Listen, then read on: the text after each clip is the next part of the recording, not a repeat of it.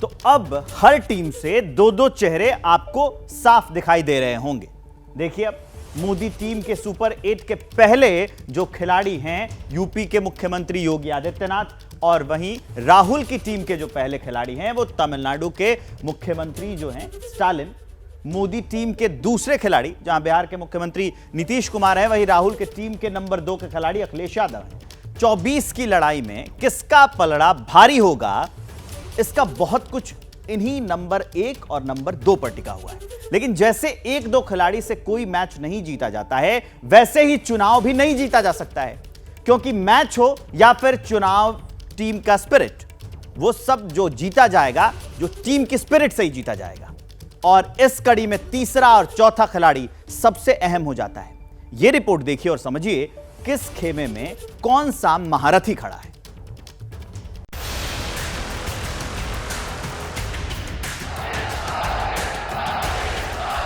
माननीय मुख्यमंत्री महोदय आदरणीय मोदी जी का सम्मान करेंगे, सत्कार करेंगे।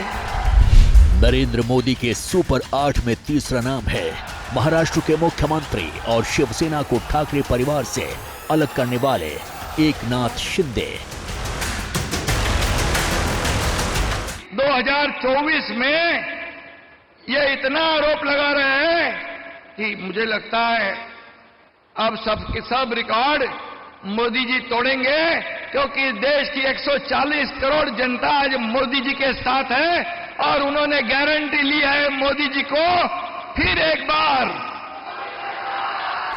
महाराष्ट्राचा आराध्य दैवत छत्रपति शिवाजी महाराजांनी। यूपी के बाद पूरे देश में सबसे ज्यादा सीटें महाराष्ट्र में हैं। ये स्टेट 48 सांसदों को लोकसभा में भेजता है। 48 सीट में से अभी तक बीजेपी ने 24 उम्मीदवार घोषित किए हैं, शिंदे ने 10 उम्मीदवार घोषित किए हैं और अजीत पवार की एनसीपी ने 5 उम्मीदवारों का ऐलान किया है। और बाकी 9 सीटों के लिए भी शिंदे गुट की मजबूत दावेदारी है। माना जा रहा है कि बीजेपी 29 सीटों पर लड़ेगी और शिंदे गुट को 13 सीटें दी जा सकती हैं। हिंदुत्व की पिच पर शिंदे का बीजेपी को फुल सपोर्ट है। ठाणे रीजन में बेहद पॉपुलर हैं और सबसे बड़ी बात, वो भगवा ब्रिगेड का मराठा चेहरा हैं। ये फैक्टर मोदी के सुपर 8 में शिंदे का कद बढ़ा देते हैं। एक बहुत ऐसा शिवसेना का ऐसा बड़ा वर्ग जो मान करके चलता है कि उद्धव ठाकरे ने बाला साहब की राजनीति को तिलांजलि दे दी और उन ताकतों के साथ वो जाकर के मिल गए जिन्हें बाला साहब कभी स्वीकार नहीं करते थे। खास करके वो जो तबका था, जो हिंदुत्व का तबका था, जो कभी कांग्रेस को पसंद नहीं किया या बाला साहब ठाकरे ने कभी नहीं पसंद किया, उन तत्वों के साथ वो हाथ मिला। तो ऐसा लगता है कि शिंदे गुट के आने के बाद। और दूसरी बात, अजीत पवार, देखिए शरद पवार एक बहुत बड़ी हस्ती थे राजनीति में, महाराष्ट्र की राजनीति में। भारतीय जनता पार्टी के साथ यदि उनका एक बड़ा तबका साथ आ गया है तो निश्चित तौर पर मानिए कि शरद पवार भी कमजोर हुए हैं और उद्धव ठाकरे भी कमजोर हुए हैं। अब आपको बताते हैं मोदी के सुपर 8 में से नंबर 4 पर कौन है।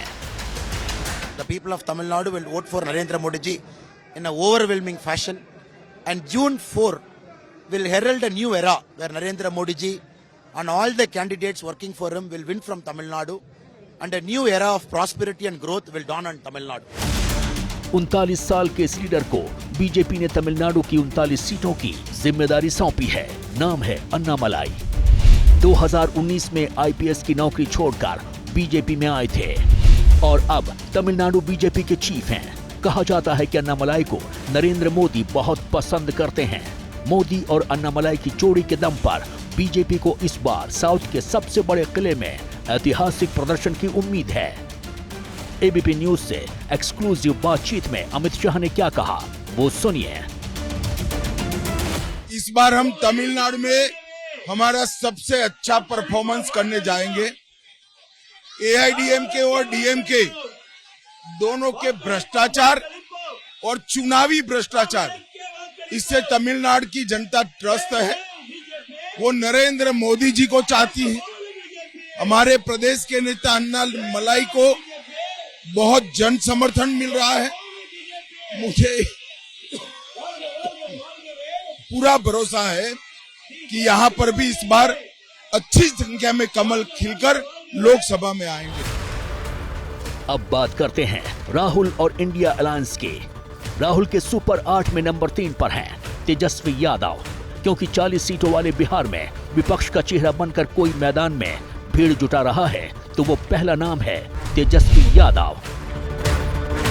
2 डेट याद कर लीजिए।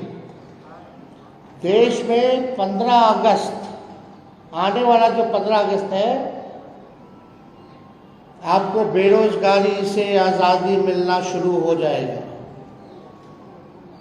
आने वाला जिस समय हमारा देश आज़ाद हुआ था, जिस तारीख को, हम लोगों का प्रण है कि हम लोग 15 अगस्त से बेरोजगारी से आज़ादी हम लोग लाए। दूसरा तारीख आप लोग ध्यान से रखिएगा, जो आने वाला रक्षाबंधन है, गरीब परिवार की बहनों को हम लोग प्रत्येक वर्ष में 1 लाख रुपए का सहायता हम लोग देने का काम करेंगे। 2019 में बीजेपी और जेडीयू की सुनामी में आरजेडी का सुपड़ा साफ हो गया था, लेकिन इस बार तेजस्वी अपने डिप्टी सीएम वाले कार्यकाल और जातिगत जनगणना के विजन के साथ मैदान में हैं। वीआईपी के मुकेश सहनी को अपने साथ ले आकर उन्होंने बिहार में एनडीए को झटका भी दिया है। पिछले चुनाव में भारतीय जनता पार्टी और आरजेडी को करीब करीब बराबर की सीटें मिली, बल्कि आरजेडी को 1 आध सीट ज़्यादा ही मिली थी विधानसभा के चुनाव में।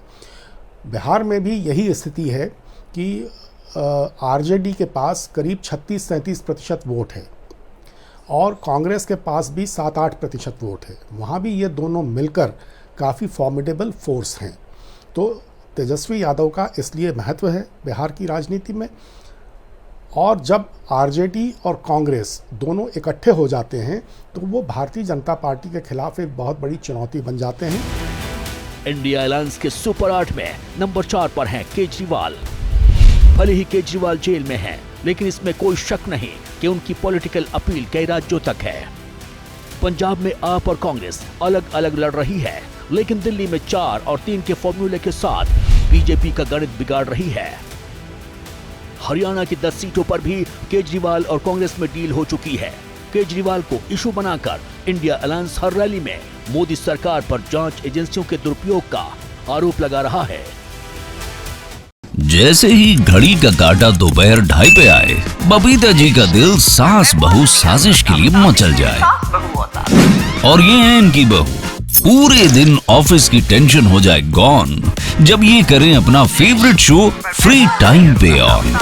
इनकी तरह आप भी देखिए अपना फेवरेट शो अपने टाइम पर और डाउनलोड कीजिए एबीपी लाइव ऐप अपने स्मार्ट टीवी पर।